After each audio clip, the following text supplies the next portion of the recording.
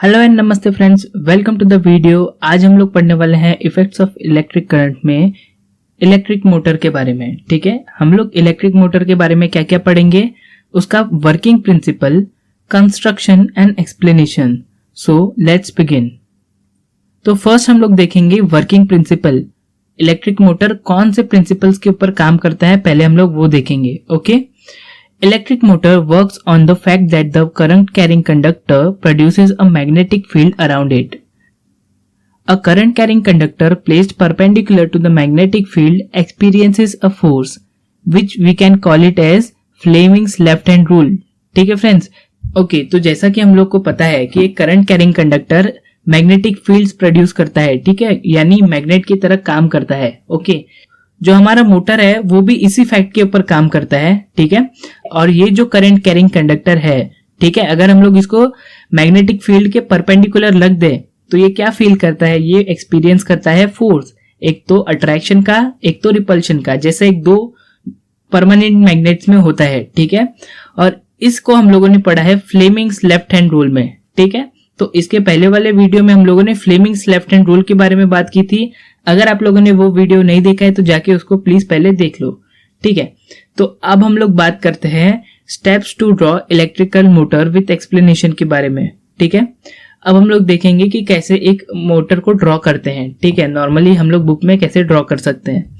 तो उसका स्टेप 1 क्या है, तो स्टेप 1 में आप लोगों को क्या करना है, आप लोगों को स्टेप 1 में स्ट्रॉन्ग फील्ड मैग्नेट्स को ड्रॉ करना है, कुछ ऐसे, ठीक है। जैसा कि आप लोग इस पिक्चर में देख पा रहे हो, ऐसे ही आप लोग क्या करोगे, दो स्ट्रॉन्ग फील्ड मैग्नेट्स को ड्रॉ करोगे, ठीक है। तो स्ट्रॉन्ग फील्ड मैग्नेट करेंगे क्या, these strong field magnets in electrical motor provides magnetic field to armature coil, ठीक है। आर्मेचर कॉइल हम लोग नेक्स्ट स्टेप में देखेंगे क्या है, ठीक है। तो स्टेप 1 हम लोगों ने ड्रॉ कर लिया strong field magnets. Now armature coil, अब हम लोग को ड्रॉ करना है आर्मेचर कॉइल कुछ इस हिसाब से, ठीक है। हम लोगों ने क्या किया, पूरा का पूरा एक क्या बनाया, रेक्टेंगल बनाया और उसके नीचे थोड़ा सा पार्ट छोड़ दिया और वहां से दो लाइंस बाहर निकाल लिए। तो ये हमारा बन गया armature coil. Okay, armature coil होता क्या है, armature coil is a coil of a metal wire with insulators on it, ठीक है। This armature could place between those two strong magnets, ठीक है। इसको हम लोगों ने किसके बीच में प्लेस किया हुआ है, स्ट्रॉन्ग मैग्नेट्स के बीच में प्लेस किया हुआ है। और हम लोग इसमें क्या करेंगे, इसमें इलेक्ट्रिसिटी प्रोवाइड करेंगे, जिससे ये किसकी तरह काम करेगा, नॉन परमानेंट मैग्नेट की तरह काम करेगा, ठीक है। और ये दो परमानेंट मैग्नेट की मदद से हम लोग क्या कर सकते हैं, इसको रोटेट करवा सकते हैं, ठीक है। तो ये हम लोगों ने ड्रॉ कर लिया आर्मेचर कॉइल। ओके, तो अब नेक्स्ट हम लोग को क्या ड्रॉ करना है, अब हम लोग को ड्रॉ करना है स्प्लिट रिंग्स। क्या ड्रॉ करना है, स्प्लिट रिंग्स। तो स्प्लिट रिंग्स को हम लोग और क्या बुला सकते हैं, हम लोग इसको बुला सकते हैं कम्यूटेटर्स, ठीक है। We can call it as commutators. क्यों कम्यूटेटर बोलते हैं, क्योंकि ये जो करंट फ्लो हो रहा है आर्मेचर कॉइल में, उसका डायरेक्शन या फिर डायरेक्शनल फ्लो को डिफाइन करने में मदद करते हैं या फिर चेंज करने में मदद करते हैं, ठीक है। चलो यहाँ पर क्या लिखा है पहले पढ़ लेते हैं। An electrical motor contains 2 halves of rings which are often called as commutators, ठीक है। हम लोग इसको कम्यूटेटर्स भी बुलाते हैं, इसलिए इनका नाम है C1 एंड C2। ऐसा आप लोग को ड्रॉ करना है, ठीक है। नेक्स्ट, अब हम लोग को ड्रॉ करना है ब्रशेस, कुछ ऐसे हम लोग ब्रशेस ड्रॉ कर लेंगे, ठीक है। अब ये करते क्या है, हम लोग इसको पढ़ते हैं एक बार। 2 carbon brushes are pressed against the split rings. अब हम लोग क्या करते हैं, देखो यहाँ पर हम लोगों ने 2 कार्बन ब्रशेस को क्या किया है, यहाँ पर अच्छे से प्रेस किया हुआ है, ठीक है। ये कार्बन ब्रशेस किसके बने हुए हैं, तो ये कार्बन ब्रशेस किसके बने हुए हैं, ये ग्रेफाइट के बने होते हैं, ठीक है। ये नॉर्मल ब्रशेस की तरह ही होते हैं और जिसके टेंटिकल्स किसके बने होते हैं, ग्रेफाइट के बने होते हैं। तो ये किसके बीच में कांटेक्ट का काम, किसके बीच में कांटेक्ट लाने का काम करते हैं, split rings and the battery, ठीक है। इन दोनों के बीच में कांटेक्ट का काम करते हैं, इन दोनों के बीच में इलेक्ट्रिसिटी फ्लो कराने का काम करते हैं। अगर हम लोग नॉर्मल वायर यूज करेंगे तो क्या होगा, ये मोटर एक ही टर्न कर पाएगा, ठीक है, आगे वो टर्न नहीं कर पाएगा। ओके, तो नेक्स्ट हम लोग क्या करते हैं, हम लोग हमारा सर्किट कंप्लीट करते हैं और बैटरी ड्रॉ करते हैं, ठीक है। Finally we connect power to the circuit through battery. तो यहाँ पर हमारा पूरा का पूरा डायग्राम कंप्लीट हो जाता है इलेक्ट्रिकल मोटर का। बस आप लोग को इतना ही ड्रॉ करना है, ठीक है। आगे बढ़ेंगे हम लोग, अब देखेंगे इसका वर्किंग क्या है, ठीक है, ठीक है। मोटर कैसे वर्क करता है अभी हम लोग वो देखेंगे। ओके, तो first let us see the working of motor. When current is switched on in the circuit, current flows in the direction of A to B, B to C, C to D। ठीक है, इस direction में flow करता है। जब हम लोग यहाँ पर सर्किट में करंट फ्लो कराते हैं तो ये कुछ इस डायरेक्शन में फ्लो करता है, A to B, B to C, C to D, और इसी डायरेक्शन में फ्लो करता है।